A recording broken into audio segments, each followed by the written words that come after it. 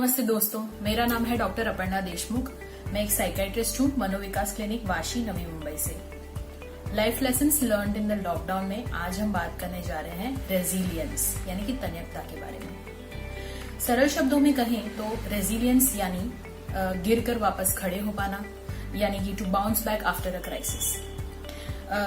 ज्यादा रेजिलियंट व्यक्ति वो होते हैं जो सिचुएशन को या क्राइसिस को रिएक्ट नहीं, रिस्पॉन्ड करते हैं। इनमें फर्क क्या है? रिएक्शन या प्रतिक्रिया करने वाले जो लोग हैं उनके इमोशंस बहुत ही तीव्र होते हैं, तो उनका फोकस इमोशंस पे ज्यादा होता है, क्राइसिस को सॉल्व करने पे नहीं। इसलिए क्राइसिस के खत्म होने के बाद भी वो अपने मानसिक स्थिति को बदल नहीं पाते, उनके इमोशंस वहीं रह जाते हैं।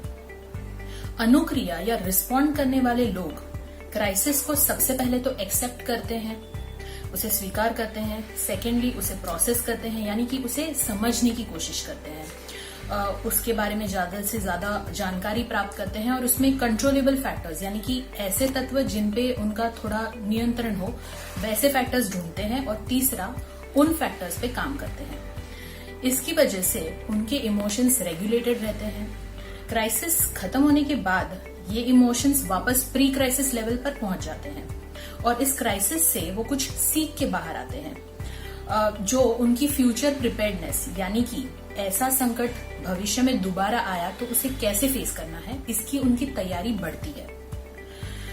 तो रेजिलिएंट एक ऐसी क्वालिटी है, रेजिलियंस, जिसको हम बिल्ड कर सकते हैं। और आज जो क्राइसिस है ये एक मौका है हम सबके लिए अपनी रेजिलियंस को बिल्ड करने का। तो ये कैसे करें?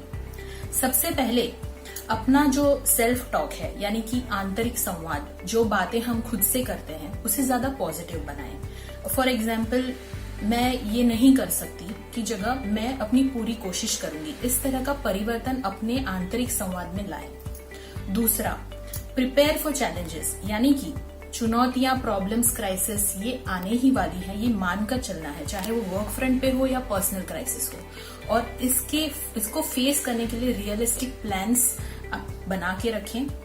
तीसरा, कोपिंग स्किल्स डेवलप करें, यानी कि स्ट्रेस को सहन करने की क्षमता जो बढ़ाते हैं वो स्किल्स डेवलप करें। ये कौन सी स्किल्स हैं? एक है सोशलाइजेशन, अपनी फैमिली, फ्रेंड्स, कम्युनिटी में स्ट्रॉन्ग कॉन्टैक्ट्स, बॉन्ड्स, नेटवर्क्स बनाएं। दूसरा है सेल्फ केयर, यानी खुद की देखभाल करना।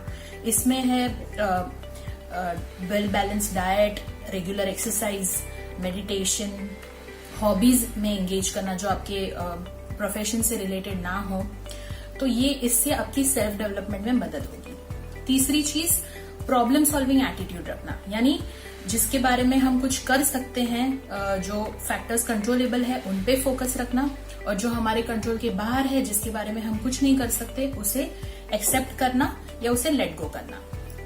चौथा है ह्यूमर, यानी हास्य। इसे जरूर अपने जीवन में अपनाएं, इनफैक्ट इससे तो इम्यूनिटी भी बढ़ती है। फिफ्थ है ऑप्टिमिज्म, यानी कि आशावाद। तो looking at the bigger picture जिसे कहते हैं, तो किसी क्राइसिस को एक बहुत ही भयंकर घटना ना समझते हुए उसे एक लर्निंग का मौका समझिए, सेल्फ ग्रोथ और सेल्फ डिस्कवरी का चांस समझ के उसे फेस करें। तो मैं यही कहना चाहूंगी कि जिंदगी में चुनौतियां तो आती ही रहेंगी, मगर हम इसे फेस करने की हमारी जो ताकत है वो जरूर बढ़ा सकते हैं। Life will not get easier, but we can definitely become more resilient. Thank you.